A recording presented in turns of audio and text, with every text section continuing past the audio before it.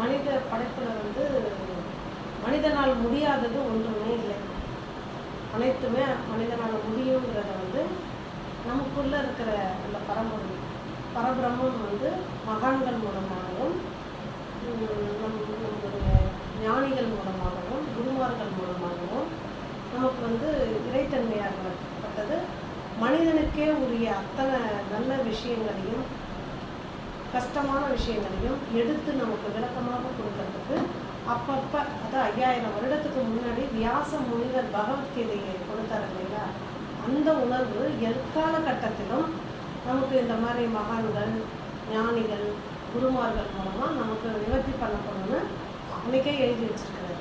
அந்த மாதிரி ஒரு உணர்வு தான் வந்து நான் 2006 நான் பல குருமார்களை தேடிட்டு வந்தேன். எங்கள் வீட்டில் ஒரு உயிரிழப்பு, அது தாங்கிக்க முடியாத சூழ்நிலை இருக்கும்போது உண்மையான இறைசக்தி எங்கே இருக்குது, நாம் பூஜை புனஸ்காரங்கள் பண்ணுறோம், கோவிலுக்கு போகிறோம், அபிஷேகம் பண்ணுறோம், எல்லாமே செய்கிறாரு. எனக்கு ஏன் கடவுள் தன்மையில் வந்து ஒரு கரெக்டான கான்செப்ட் இல்லை அப்படின்னு பார்க்கும்போது ஒருவேளை அப்போ தான் எனக்கு புரிஞ்சது, ஒரு உறுதித்தன்மை இல்லை கடவுள் தன்மையில், ஒரு நம்பிக்கைத்தன்மையும் உறுதித்தன்மையும் இல்லை, சத்தியம்ன்ற ஒரு விஷயத்தை நான் கடைபிடிக்கல.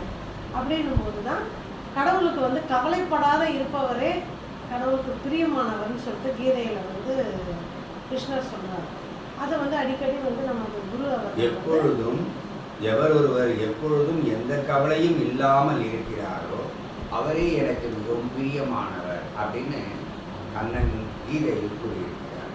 அந்த கருத்தை சொல்றாங்க. அப்போது கவலைப்படாத இருக்கிறவரை தான் இறைவனுக்கு பிடிக்கும். அப்போ பூஜை புனஸ்காரங்கள் எல்லாமே வந்து கடவுளுடைய நம்ம கடவுளை தேடக்கூடிய முதல் படிக்கட்டு. அப்போ உண்மையான சத்தியம் எதுன்னு கேட்டாக்கா ஒரு மனிதன் கவலைப்படாமல் இருக்கும். அப்போ தான் இறையம்சம் பொருந்திய நாம் வந்து அந்த கடவுள் தன்மையை வந்து உணர முடியுங்கிறத வந்து நான் பல குருமார்கள்கிட்ட போயிட்டு தியானம் மார்க்கமாகவும் இறைவனை உட்காந்து பல மணி நேரம் தியானம் பண்ணி பார்த்து இறைவன் நமக்கு ஏதோ ஒரு வழியில் வந்து நல்லது செய்வார். அப்போ உட்காந்து பல மணி நேரம் தியானம் பண்ணால் நமக்கு இறைசக்தி வந்து நமக்கு ஒரு ஞானத்தை கொடுத்துருவாருன்னு ஒரு 12 வருஷத்துக்கு மேலே நான் தியானம்லாம் பண்ணிக்கிறேன். அதில் எனக்கு கிடைச்ச பெனிஃபிட் என்னன்னாக்கா நல்ல அமைதி கிடைச்சது, ஆரோக்கியம் கிடைச்சது, நல்ல ஒரு ஆனந்தம் கிடைச்சது.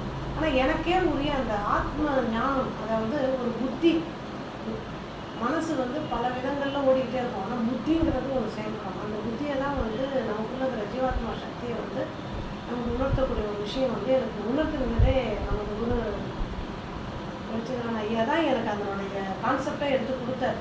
எந்த மார்க்கத்துக்கு போனாலும் ஞானம் ஒன்று, ஆத்ம ஞானம் தெரிஞ்சால் மட்டும், உயிரை பற்றின விஷயத்த ஒரு புரிதல் இருந்தால் மட்டும்தாம்மா, சத்தியம் என்னன்னு தெரிஞ்சால் மட்டும்தான், அந்த ஞானம் உனக்கு இருந்தால் மட்டும்தான் நீ எல்லாத்தையும் வென்று வெளியில் வர முடியும் அப்படின்னு சொன்னாங்க. அப்புறம் தான் அது என்னன்றதை வந்து கேட்கும்போது அவங்க சமுதாயத்தில் நம்ம எந்த மாதிரியான சூழ்நிலைகள் எல்லாம் கவலைப்பட்டு இருக்கோம், அப்போ அந்த கவலையிலேருந்து நம்ம எப்படி நீக்கணும். அப்போ என்னுடைய வயசு 56, எனக்கு ஏற்பட்ட கவலைகள்லேருந்து நான் நீக்கிட்டேன். 28 வயசு கணேஷுக்கு வந்து என்ன கவலை, அது எந்த மாதிரி கான்செப்டில் எடுக்கணும், அதுக்கு வந்து ஐயா வந்து இன்றைக்கி எடுக்கிற கிளாஸை நல்லா ஊடுருவி நீ கேட்குற இப்போ என்னடா நம்ம வந்துக்கிற சப்ஜெக்ட் வேறு வந்து ஐயா சொல்கிற சப்ஜெக்ட்டுன்னு நமக்கு பார்க்காது.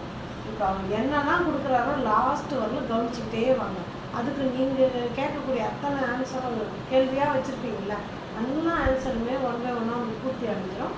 அதுக்கப்புறம் ஐயா வந்து உங்களுக்கு படிப்படியாக எப்படி வந்து இன்றைக்கே எல்லாமே கிடச்சிடுமானாக்கா இல்லை படிப்படியாக உங்களுக்கு கிடைக்கும். அது ஸ்டெப்பாக சொல்லுவாங்க. ஆனால் எங்கே போனாலும் என்னை கேட்டிங்கனாக்கா நிறைய இடங்களில் பணம் தான் செலவு பண்ணி நான் நிறைய உட்காந்து நிறைய தியானமாக்கம் தவமாக்கம்லாம் நிறைய பூஜை புனஸ்காரம்லாம் செய்கிறேன். ஆனால் ஆத்ம ஞானத்தை அடையாதவங்க யாருமே எவ்வளோ செய்தாலும் நம்மளால் அதெல்லாம் வந்து ஃபுல்ஃபில் பண்ண முடியாது.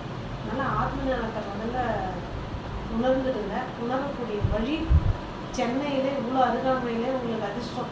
நீங்கள் இப்போ லட்சத்தில் ஒருத்தருக்கு தான் இது பிடிக்கும்.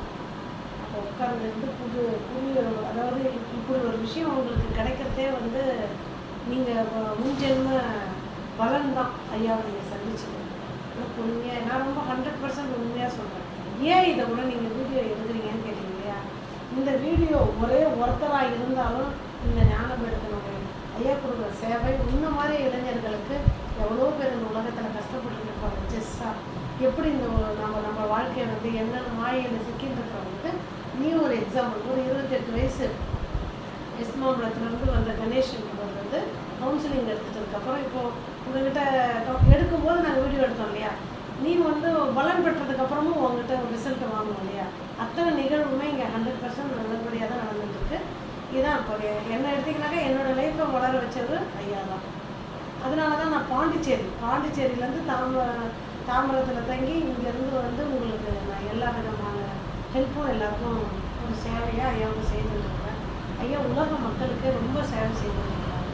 நீங்கள் இந்த கவுன்சிலிங் எடுத்ததுக்கப்புறம் ஐயாவுடைய அத்தனை சேவைகளையும் பார்த்து உங்களுக்கு உரிய என்ன பிரச்சனையோ கேட்டு கவுன்சிலிங் பிரகாரம் நிவர்த்தி பண்ணிக்கிட்டு கவலை இல்லாமல் வாழணும். ஆனால் தொடர்ந்து ஒரு கவலையே நீங்கள் நினச்சிக்கிட்டே இருந்தீங்கன்னு வச்சுக்கணும், அந்த கவலையே என்ன கிடையாது, எந்த ஒரு கவலையே ஆயினும் அதையே தொடர்ந்து சிந்தித்து கொண்டிருந்தால் அந்த கவலை வந்து பெருங்கவலையாக மாறி உங்களை பைத்தியம் முடிக்க வச்சிடும், இல்லை தற்கொலைக்கு தூண்டிவிடும் சொல்லிட்டு கீதையில். அதனால உங்களுடைய எந்த ஒரு கவலையும், எந்த ஒரு சிறிய கவலையே ஆயினும் அதையே தொடர்ந்து சிந்தித்து கொண்டிருந்தால் அதுவே பெருங்கவலையாக மாறி நம்மை பைத்தியம் பிடிக்க வைத்துவிடும் அல்லது தற்கொலைக்கு தூண்டிவிடும். அப்போ கவலைக்கு எவ்வளவு பெரிய சக்தி இருக்கு, நம் உயிரை கொள்ளும் அளவுக்கு சக்தி இருக்கு அந்த கவலைக்கு. அதனால்தான் சின்ன கவலை தானே இருந்துட்டு போட்டோம்னு மட்டும் விட்டுறக்கூடாது. ஏன்னா அது பெருசாகி நம்மளை என்ன பண்ணிடும், நம்மளை தற்கொலை அந்த மாதிரி இருக்கு. அதனால நிறைய பேர் இப்போ போலீஸ் டிபார்ட்மெண்ட்ல போய் தற்கொலை பண்ணவங்களுடைய ரிசல்ட்டை பாருங்க, எல்லாமே கவலைக்கு காரணம், கவலை தான் காரணம்னுவாங்க. பைத்தியம் முடிச்சவங்களுடைய ஃபைல்லாம் எடுத்து ரெஃபர் பண்ணி பாருங்க, காரணம் கவலை தான்.